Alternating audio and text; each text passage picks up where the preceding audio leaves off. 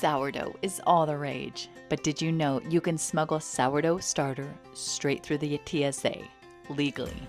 Yep.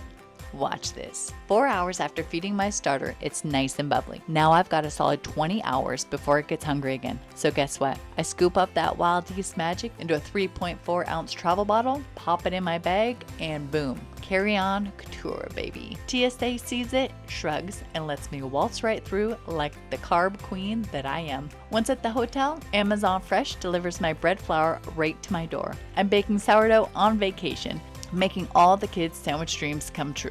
Sandwiches at Disneyland?